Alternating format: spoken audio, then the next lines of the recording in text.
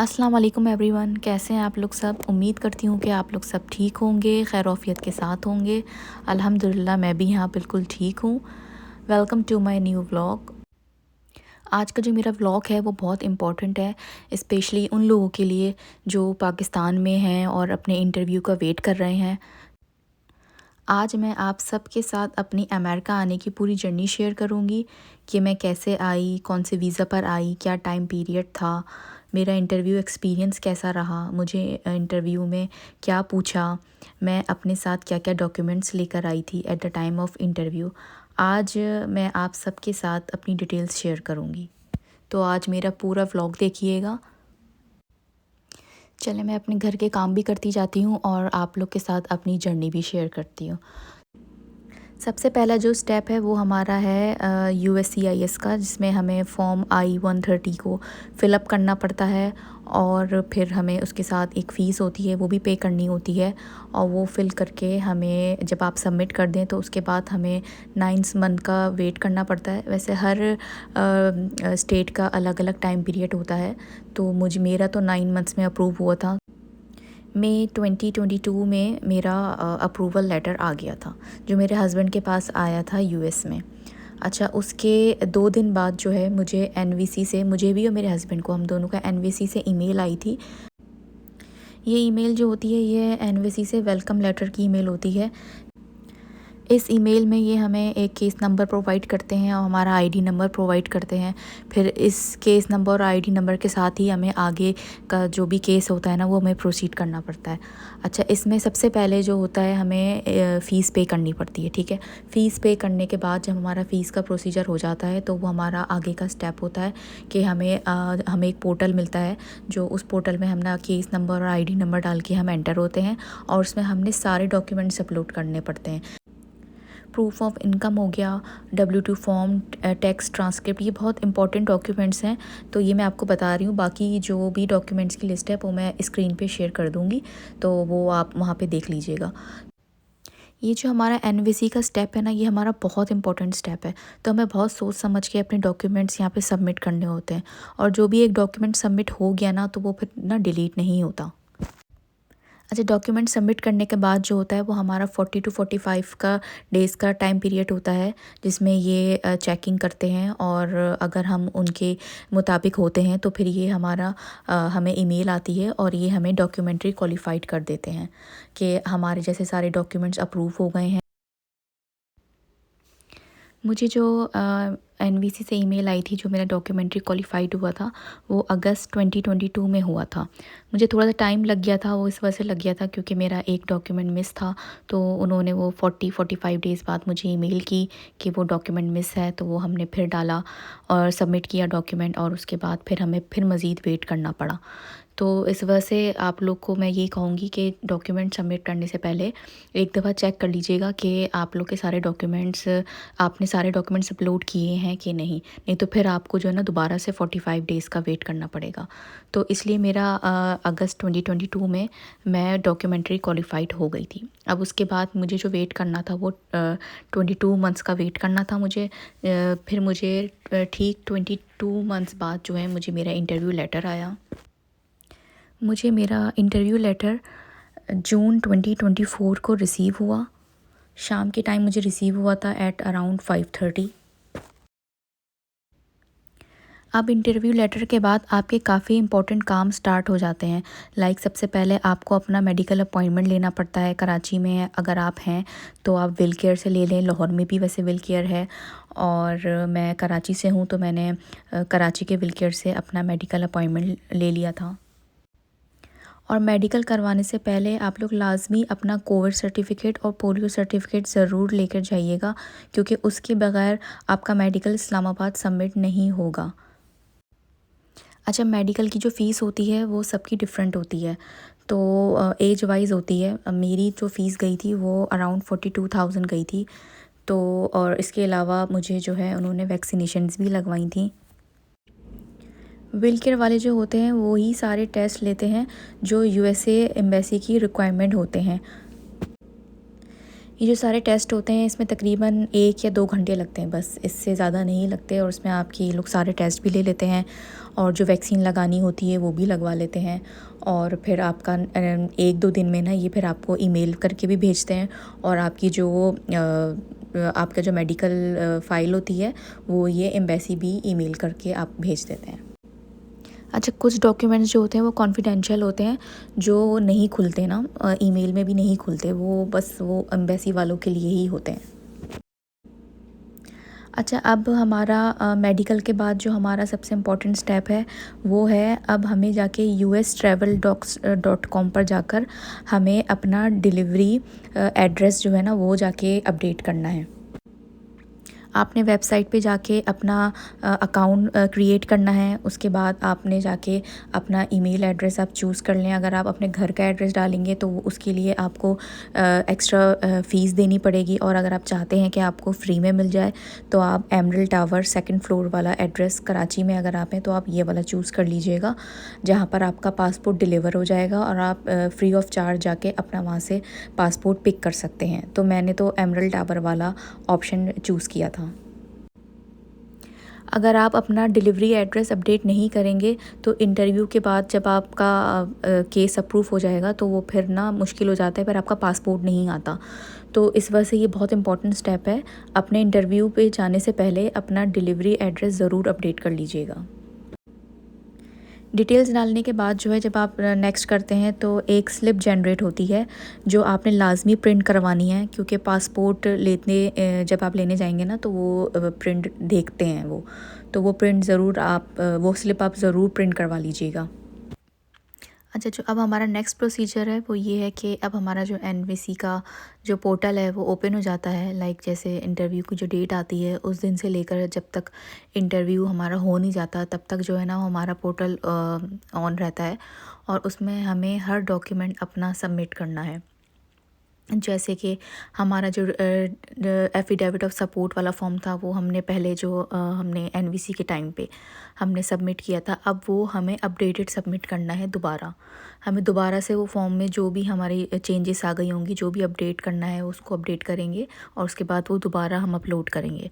उसके बाद जो आप अपने प्रूफ ऑफ रिलेशनशिप आप अपना ऐड कर सकते हैं। लाइक प्रूफ ऑफ रिलेशनशिप में मैंने अपने हस्बैंड के साथ सारी अपनी पिक्चर्स ऐड की थी और हमने ट्रैवलिंग की थी, जैसे हम आउट ऑफ कंट्री गए थे तो उसके सारे टिकट्स और होटल के जो रिजर्वेशंस थी वो और ईच एंड एवरीथिंग जो भी था ना, हम मैंने उसके लिए भी एक अलग से फ़ोल्डर बना लिया था। वो मेरा प्रूफ ऑफ रिलेशनशिप था, एक वो हो गया। इसके अलावा ये भी क्वेश्चन कर लेते हैं कि आप अपने हस्बैंड से कैसे कम्युनिकेट करती थी। तो मैं क्योंकि व्हाट्सएप पे करती थी तो मेरे पास व्हाट्सएप की मैंने कोई चैटिंग डिलीट नहीं की थी, वो मैंने सब जो है ना सेफ़ रखा हुआ था अपने पास। तो मैंने सारी चैटिंग 2021 से लेकर 2024 तक की हर चैट को मैंने ईयर वाइज जो है मैंने सेट कर लिया था और वो भी मैंने अपलोड कर दिया था। इसके अलावा हमने जो ईमेल्स एक्सचेंज की थी उसके भी मैंने स्क्रीनशॉट्स ले लिए थे और वो भी मैंने अपलोड कर दिए थे। इसके अलावा जो मेरे हस्बैंड मुझे पैसे बैंक में भेजते थे उसकी भी मेरे पास डिटेल थी, बैंक की डिटेल, तो वो भी स्टेटमेंट्स मैंने अपडेट कर दिए थे। और हाँ, आप पिक्चर्स जब अपनी अपलोड करेंगे तो पूरी पिक्चर के साथ सारी डिटेल अपलोड कीजिएगा। जैसे मैंने हर पिक्चर के साथ अपनी डेट भी लिखी थी और जगह भी लिखी थी कि ये कौन सी जगह है। वैसे आप लिखना चाहें ना, मतलब ये आपके ऊपर डिपेंड करता है, लेकिन मैंने तो सारी डिस्क्रिप्शन लिखी थी क्योंकि फिर उनके लिए ईजी हो जाता है कि ये पिक्चर को समझना अच्छी तरीके से। अच्छा, इसके अलावा मैंने सारी पिक्चर्स जो डाली थी मैंने उसमें हस्बैंड के साथ सोलो पिक्चर्स भी थी और फैमिली के साथ भी पिक्चर्स थी। जो मेरी फैमिली के साथ पिक्चर्स थी उसमें मैंने ये भी लिखा था कि ये मेरी फैमिली के साथ मेरी पिक्चर है, मेरी और मेरे हस्बैंड की। और जो मेरे हस्बैंड की साइड की फैमिली की पिक्चर थी वो भी मैंने मेंशन किया था कि ये मेरे हस्बैंड की फैमिली के साथ पिक्चर है। शादी की पिक्चर्स लगाई थी और जो हमने ट्रैवलिंग की थी, जो हम घूमने गए थे, हमने वो भी पिक्चर्स लगाई थी। और जो फैमिली में दावत हुई थी वो सब की मैंने पिक्चर्स लगाई थी, ताकि उनको ये आइडिया हो कि हाँ हम लोग फैमिली के साथ, मतलब हमारे साथ हमारी फैमिली भी थी और उनको फिर ये फैमिली के साथ जो फ़ोटोज़ होती हैं ना वो फिर ज़्यादा स्ट्रॉन्ग भी होती हैं। अच्छा, जो भी डॉक्यूमेंट्स मैंने अपलोड किए थे ना, वो मैंने अपने साथ कॉपी भी रखी थी, ताकि अगर वो मुझसे कहें कि ये डॉक्यूमेंट शो करें तो मैं उनको फ़ौरन वो डॉक्यूमेंट्स शो कर दूँ। तो इस चीज़ का ख़याल रखिएगा कि ऐसा ना हो कि आप सिर्फ अपलोड कर दें और अपने साथ कुछ ना लेके जाएं। तो लाज़मी आपने अपने साथ ओरिजिनल डॉक्यूमेंट्स तो ज़रूरी लेके जाने हैं, कंपलसरी है। और साथ जो डॉक्यूमेंट्स आप अपलोड कर रहे हैं ना, वो अपने साथ लेके भी जाइएगा। अगर आपके पास ओरिजिनल नहीं है, लाइक ओरिजिनल में से हमारे पास हस्बैंड के वो टैक्स रिटर्न और एफिडेविट ऑफ सपोर्ट और ये सब जो चीज़ें होती हैं ना, वो ओरिजिनल नहीं होती, वो हम हार्ड कॉपी ही होती है, तो वो आप अपने साथ हार्ड कॉपी लेके जा सकते हैं। इसके अलावा बर्थ सर्टिफिकेट और भी चीज़ें हैं जो भी लिस्ट होगी ना, वो भी मैं यहाँ पे मेंशन कर दूँगी स्क्रीन पर, तो वो आप देख लीजिएगा। वो सारे डॉक्यूमेंट्स आपने लाजमी अपने साथ लेकर जाने हैं। अच्छा, अब हम आते हैं अपने इंटरव्यू डे के ऊपर। जिस दिन मेरा इंटरव्यू था, तो जैसे मैं मेरे तो वहाँ पे मेरी सिस्टर रहती हैं तो इस्लामाबाद में, तो मेरे लिए तो इजी था, मैं इजीली उनके घर चली गई थी। अगर जैसे किसी का कोई रिलेटिव नहीं रहता या कोई नहीं है, तो आप वहाँ पे होटल बुक करा सकते हैं, और होटल आप कोशिश करें कि एम्बेसी से करीब में बुक करवाएं, ताकि आपको अगर सुबह कोई ट्रैफिक हो या कोई प्रॉब्लम हो तो आपको ज़रा जल्दी रीच करने में प्रॉब्लम ना हो एम्बेसी। अच्छा, जब मैं एम्बेसी पहुंच गई थी, तो मैं अपना मोबाइल अपने साथ लेके नहीं गई थी, क्योंकि मोबाइल ले जाना अलाउड नहीं होता। तो मैं अपना मोबाइल बाहर ही छोड़ के गई थी गाड़ी में। तो इसके अलावा फिर मैंने आप अपने साथ पासपोर्ट की फ़ोटोकॉपी और जो आपका इंटरव्यू लेटर है उसकी भी एक एक्स्ट्रा फ़ोटोकॉपी ज़रूर करवा लीजिएगा, क्योंकि वो हमें जो है ना गेट पे ना देनी पड़ती है, तो ले लेते हैं वो लोग। तो अगर आपके पास फ़ोटोकॉपी नहीं होगी तो फिर आपको फ़ोटोकॉपी करवानी पड़ेगी। और फ़ोटो स्टेट के बाहर वहाँ इतनी लंबी लाइंस होती हैं, जिसकी वजह से आपका टाइम वेस्ट हो सकता है। तो लाज़मी जो है पासपोर्ट और अपने अपॉइंटमेंट लेटर की फ़ोटोकॉपी ज़रूर अपने साथ एक लेके जाइएगा। अच्छा, उसके बाद ये स्टेप से गुज़रने के बाद हम एक और लाइन में खड़े होते हैं। वहाँ वो हमारी फ़ोटोग्राफ्स लेती हैं और हमें जो है शटल सर्विस के लिए पेमेंट करनी पड़ती है। तो 3000 चार्ज करते हैं वो पेमेंट, और वो पेमेंट लेने के बाद फिर आपको शटल में बैठ के जाना पड़ता है एम्बेसी। एम्बेसी पहुँचने के बाद फिर वहाँ एक लंबी लाइन लगी हुई होती है, तो वो सारे विज़िटर्स की होती है। तो इमिग्रेशन वालों को लाइन में लगने की ज़रूरत नहीं है, आप डायरेक्ट एम्बेसी के अंदर जा सकते हैं। अच्छा, जब आप एम्बेसी के अंदर जाते हैं तो फिर आप सबसे पहले हमें जो है टोकन नंबर मिलता है। टोकन नंबर मिलने के बाद जब हमारा नंबर आता है तो हम पहले विंडो नंबर 1 में जाते हैं। विंडो नंबर 1 में जाने के लिए वो हमारे सारे जो ओरिजिनल डॉक्यूमेंट्स हैं ना, वो हमसे लेते हैं और वो एक फ़ोल्डर देते हैं। वो सारे ओरिजिनल डॉक्यूमेंट्स हमारे उस फ़ोल्डर के अंदर रख देते हैं। उसके बाद फिर हमें वेटिंग में आके बैठना पड़ता है।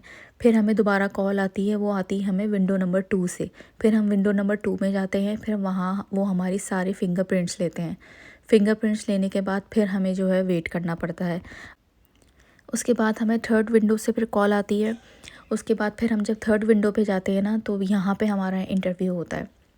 यहाँ पे वो सबसे पहले जो है हमारे ओरिजिनल डॉक्यूमेंट्स जो होते हैं, जो हमारी पहली विंडो में उन्होंने रेडी करवाए होते हैं, वो ले लेते हैं। उसके बाद फिर वो डॉक्यूमेंट्स अपने पास रखते हैं और फिर वो हमसे क्वेश्चंस पूछते रहते हैं, फिर हमें देखते रहते हैं। तो वो ज़रा काफ़ी पैनिक वाला मतलब वो इन्वायरमेंट होता है। तो मैं तो काफ़ी पैनिक हो रही थी कि पता नहीं क्या होगा मुझसे, क्या क्वेश्चंस पूछेंगे और मैं क्या आंसर दूंगी, और पता नहीं मेरा वीज़ा लगेगा नहीं लगेगा।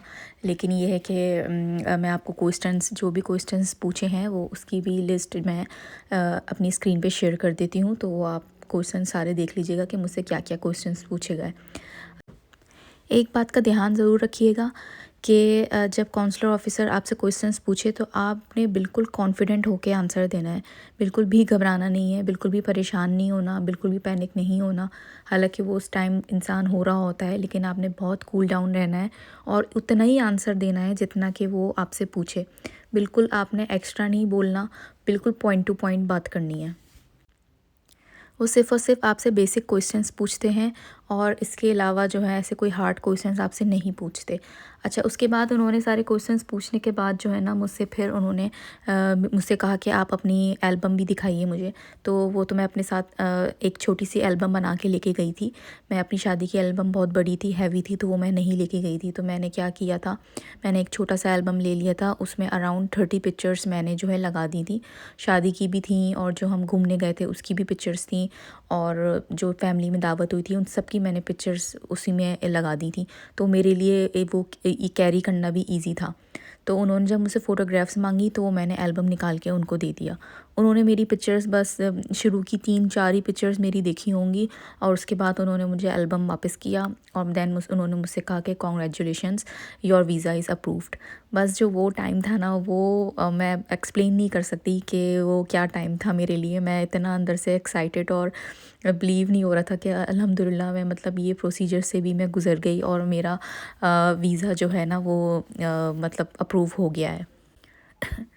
क्योंकि वो स्टार्टिंग में मेरा पासपोर्ट मुझसे ले चुके थे, तो उसके बाद उन्होंने मुझे बस एक कॉन्ग्रेचुलेशंस का लेटर दिया, और उसके बाद फिर मैं जो हूँ वहाँ से विंडो से मैं हट गई। फिर मैंने बस जाके थोड़ा पानी पिया, क्योंकि मैं इतनी ज़्यादा वो पैनिक हुई हुई थी, थोड़ा मैंने अपने आप को कूल डाउन किया।